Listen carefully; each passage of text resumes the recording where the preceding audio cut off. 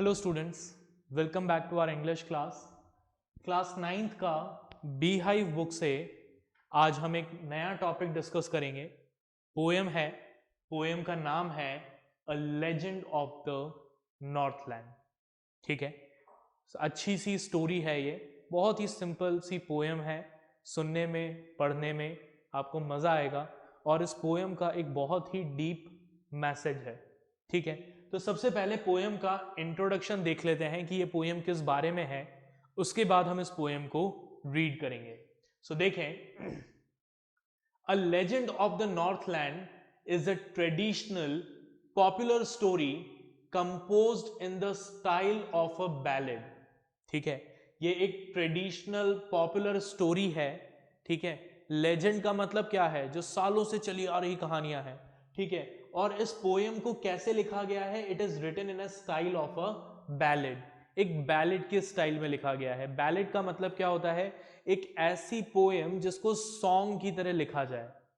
ठीक है, it narrates the legend of how Saint Peter had once cursed an old lady for being mean।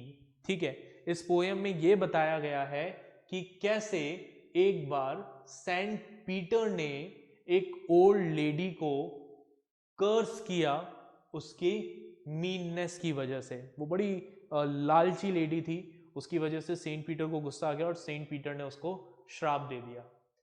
The poem thus imparts the important lesson that greed always gets punished। तो ये जो poem है, ये poem हमें एक बहुत important message देती है, और वो मैसेज ये है कि जो ग्रीड है, लालच है, वो लालच हमेशा आपको क्या करता है?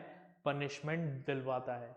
ठीक है, आपको शॉर्ट रन में उसका कोई नुकसान भले ही ना हो, लेकिन लॉन्ग रन में जाकर लंबे समय में कभी ना कभी आपको अपने उस लालच का पनिशमेंट भुगतना ही पड़ता है।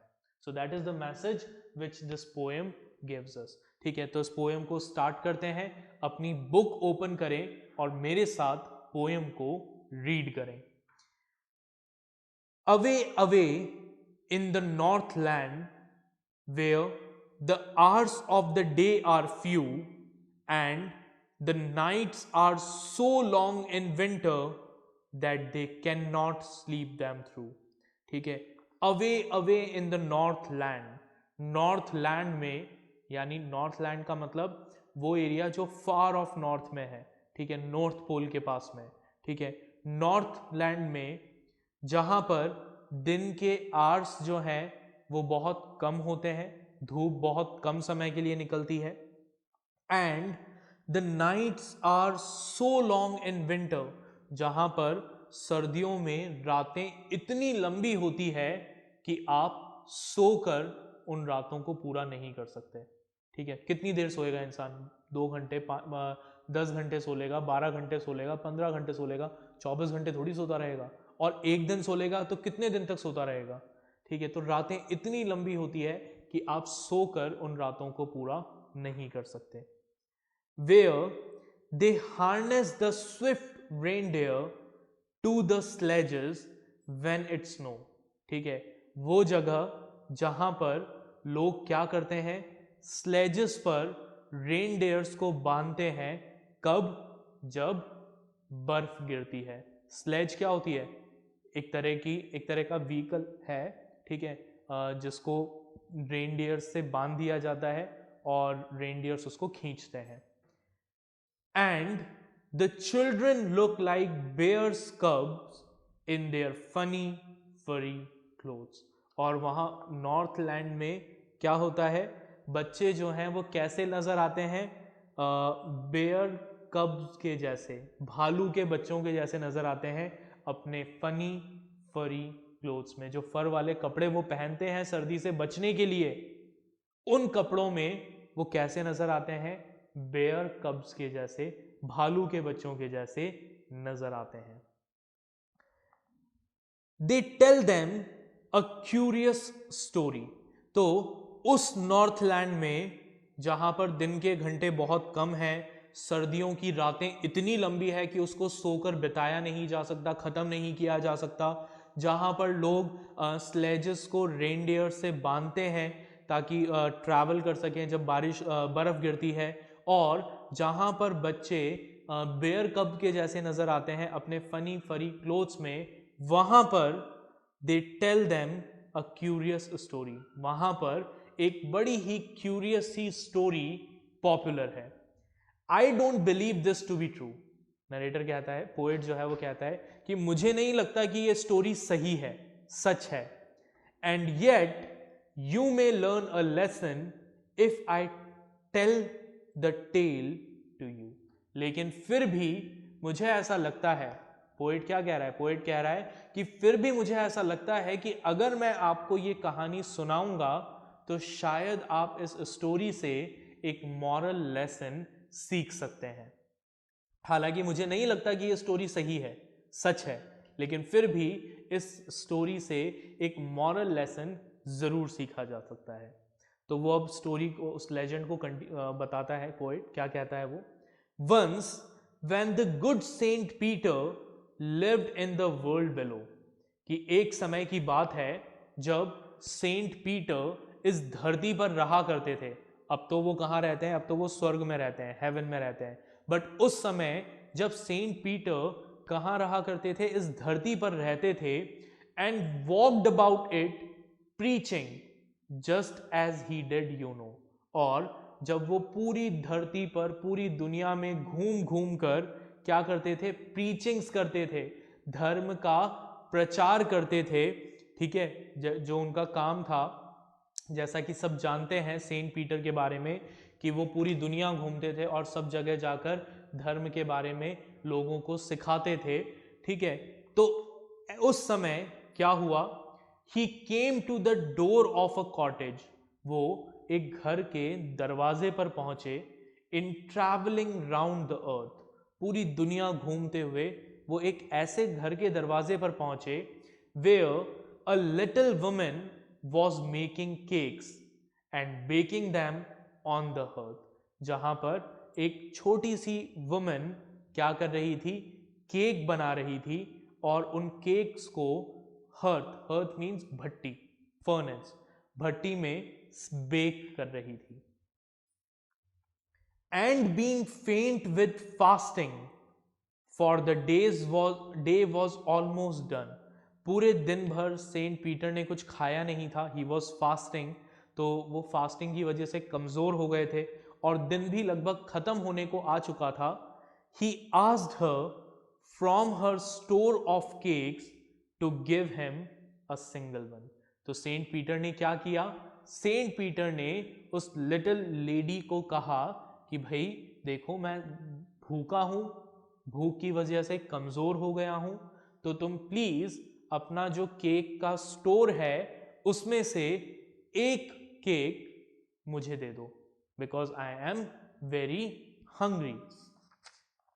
अब आगे क्या हुआ, so she made a very little cake, तो उस लेडी ने क्या किया, उस लेडी ने एक बहुत छोटा सा केक बनाया, बट एज इट बेकिंग ले, और उसको बेक होने के लिए रख दिया। लेकिन जब वो केक बेक हो रहा था, शी लुक्ड एट इट, उसने अपने उस केक को देखा, and though it seemed too large and thought it seemed too large to give away, और जब उसने अपने उस केक को देखा तो उस लेडी को ऐसा लगा कि अरे, ये किसी को देने के हिसाब से तो ये केक बहुत बड़ा है। Therefore, she needed another, तो इसलिए उसने क्या किया, एक दूसरे केक को तैयार किया, and still a smaller one, जो पहले वाले केक से भी छोटा था, but it looked when she turned it over as large as the first had done, लेकिन जब उसने उस केक को पलटा, बेकिंग के लिए रखा, तो वो केक भी उसे कैसा नजर आया, पहले वाले केक के जितना बड़ा ही नजर आया।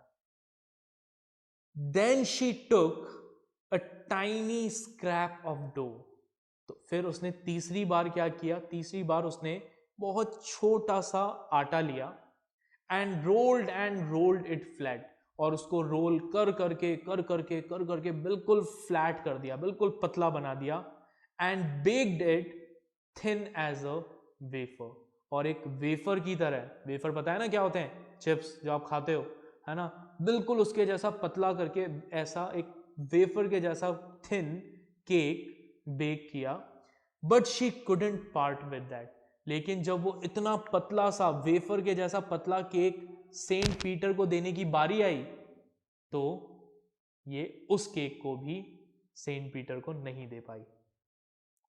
फॉर शी सेड, और उसने क्या कहा, उसने कहा my cakes that seem too small when I eat them myself, कि मेरे केक जो जब मैं खुद खाती हूं तो मुझे बहुत छोटे लगते हैं, ठीक है, are yet too large to give away, लेकिन जब मुझे वो किसी और को देने हो तो वो मुझे बहुत बड़े नजर आते हैं। So she put them on the shelf, तो उसने क्या किया, सेंट पीटर को कुछ भी नहीं दिया और वो सारे के सारे केक उठाकर शेल्फ पर रख दिए। Then good Saint Peter grew angry, अब जब सेंट पीटर ने ये देखा तो उनको गुस्सा आ गया, ठीक है। He grew angry for he was hungry and faint, क्यों गुस्सा आया, क्योंकि वो भूखे भी थे, कमजोर भी हो गए थे, ऊपर से ये जो लेडी थी ये इतनी लालची थी कि एक वेफर के जैसा पतला सा केक भी वो सेंट पीटर को नहीं दे रही थी। And surely such a woman was enough to provoke a saint, और इस तरह की एक लालची औरत एक सेंट को भी गुस्सा दिलाने के लिए काफी थी। तो सेंट पीटर को क्या होता है, बहुत ज्यादा गुस्सा आ जाता है। क्यों गुस्सा आता है, वैसे तो हम कहते हैं ना कि भाई सेंट जो है वो गुस्सा नहीं करते, साधुओं को गुस्सा नहीं करना चाहिए, बट यहां पर सेंट पीटर को गुस्सा क्यों आया, 3 रीजंस थे। पहला, ही वॉज हंग्री, वो भूखे थे। दूसरा, ही वॉज फेंट, बहुत कमजोर हो गए थे। और तीसरा, वो जो लेडी थी वो लेडी बहुत ज्यादा लालची थी, she was very greedy, and because of her greed Saint Peter grew angry, Saint Peter को गुस्सा आ गया।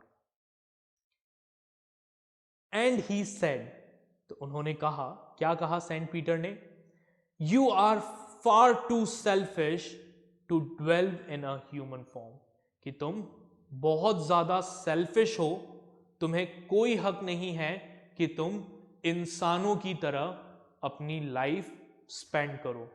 To have both food and shelter and fire to keep you warm, तुम्हें कोई हक नहीं है कि तुम्हें फूड, शेल्टर और फायर मिले जो तुम्हें गर्म रखे। Now you shall build as the birds do, अब से तुम बर्ड्स की तरह घर बनाओगी और उसमें रहोगी। And shall get your scanty food, scanty means little, और जो तुम्हें थोड़ा सा खाना है वो थोड़ा सा खाना भी कब मिलेगा, by boring and boring and boring all day in the hard dry wood, पूरे दिन सूखी हार्ड लकड़ी में चोंच मारने के बाद तुम्हें थोड़ा सा खाना नसीब होगा। Then up she went through the chimney never speaking a word, अब जैसे ही सेंट पीटर ने ये कहा वो लेडी जो थी वो उठी और चिमनी के अंदर चली गई, एक शब्द भी उसने नहीं कहा। And out of the top flew a woodpecker for she was change to bird, और उस चिमनी के टॉप से कौन निकला, एक वुडपैकर निकला, क्योंकि उस लेडी को किस में कन्वर्ट कर दिया गया था, वो लेडी किस में कन्वर्ट हो गई थी, एक वुडपैकर में कन्वर्ट हो गई थी। वुडपैकर कौन होती है, एक बर्ड होती है जो लकड़ी पेड़ों में क्या करती है, चोंच मार कर खड्डा करती है और उसमें से जो दीमक वगैरह होते हैं उनको खाती है। She had a scarlet cap on her head, अब उस ओल्ड लेडी के सिर पर एक स्कारलेट कैप थी, स्कारलेट मीन्स रेड कैप थी। And that was left the same, उसको वैसा ही रहने दिया गया, वो वैसी की वैसी ही रही। But all the rest of her clothes were burned black as a coal in the flame, लेकिन उसके बाकी के जो दूसरे कपड़े थे जो उसने पहन रखे थे वो सब आग में जलकर कोयले की तरह काले हो गए। ठीक है, इसीलिए वुड पैकर जो है वो कैसी होती है, ब्लैक होती है और उसके सिर पर रेड स्पॉट होता है। And every country school boy has seen her in the wood, और हर स्कूल बॉय ने, ठीक है, उस वुड पैकर को जंगलों में देखा है।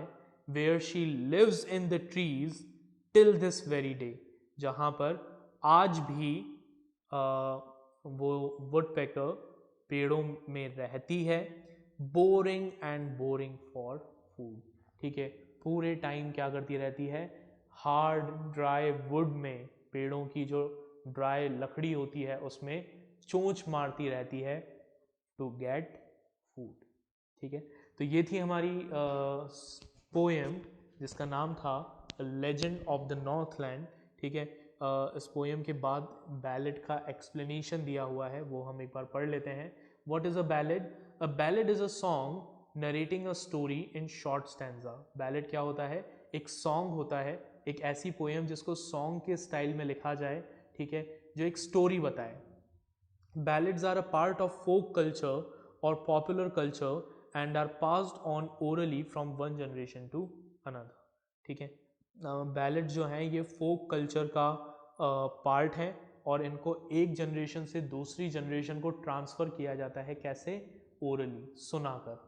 ठीक है, और लेजेंड ऑफ द नॉर्थलैंड जो है it is also what, it is a ballad. अब कुछ वर्ड मीनिंग्स देख लेते हैं। लेजेंड का मतलब क्या है?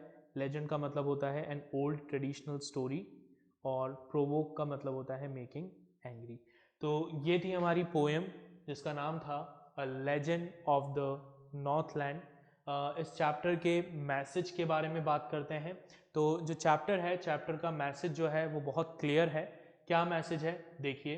बोर्ड पर लिखा हुआ है आपके लिए। The poem conveys the message that as human beings we should have positive qualities like love, affection, sympathy, generosity and a sense of sharing। ठीक है, ये पोएम हमें क्या मैसेज देती है?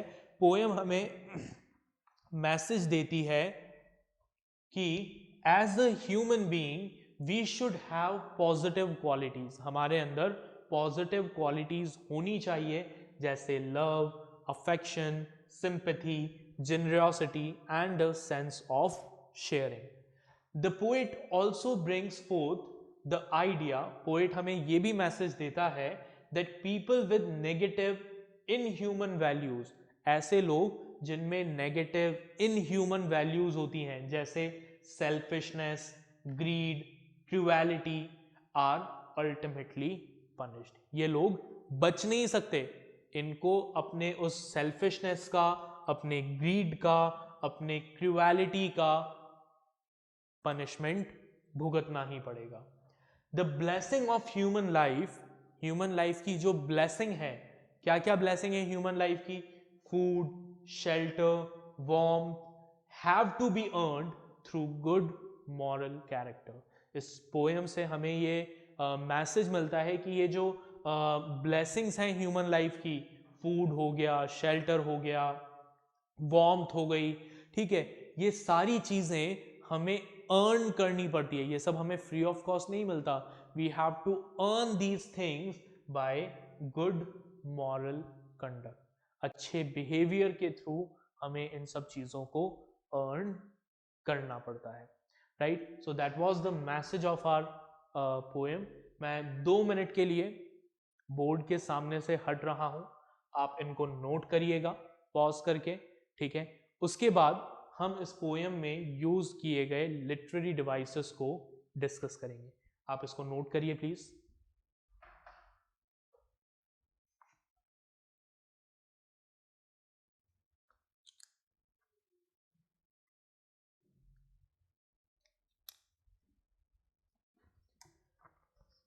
ओके, तो आपने पोएम के इंट्रोडक्शन और पोएम के मैसेज को लिख लिया होगा, ठीक है।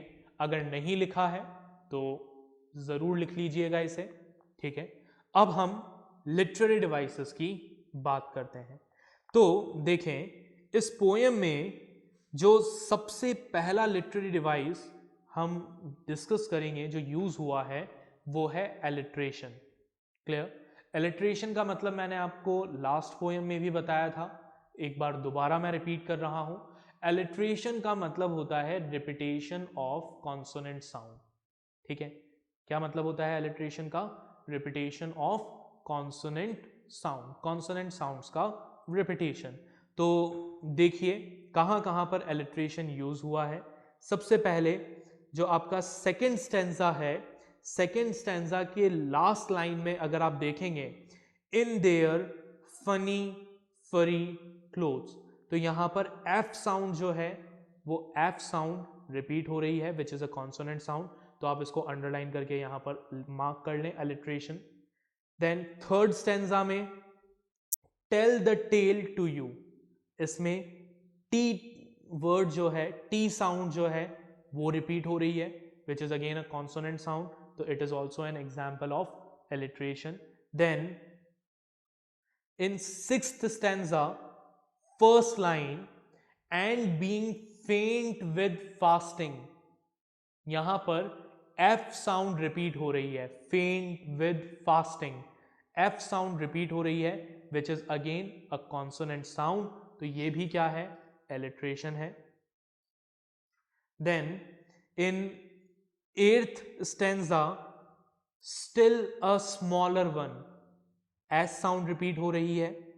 उसके बाद वाले स्टैंजा में she took a tiny scrap of dough, took a tiny, T sound repeat हो रही है, it is again an example of alliteration.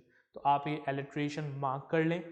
Second literary device जो यूज हुआ है वो लिटरेरी डिवाइस है रिपीटेशन। अब देखिए रिपीटेशन का मतलब क्या होता है? रिपीटेशन का मतलब होता है जब कोई वर्ड या कोई लाइन आपके पोएम में बार बार यूज की जाए एम्फेसाइज करने के लिए, किसी फैक्ट को एम्फेसाइज करने के लिए, तो उसे रिपीटेशन कहते हैं। अब यहां इस पोएम में अगर हम देखें तो आप फर्स्ट लाइन देखिए, away away in the north land, यहां पर अवे वर्ड जो है वो क्या हो रहा है? रिपीट हो रहा है। तो that is what? That is a repetition. और यहां पर ये जो रिपीटेशन है ये क्या एम्फेसाइज कर रहा है? किस बात पर एम्फेसाइज कर रहा है? ये इस बात पर एम्फेसाइज कर रहा है कि नॉर्थ लैंड में बहुत दूर, ठीक है, जहां पर ज्यादा ह्यूमन बींग्स वगैरह नहीं पाए जाते हैं, वहां की ये स्टोरी है।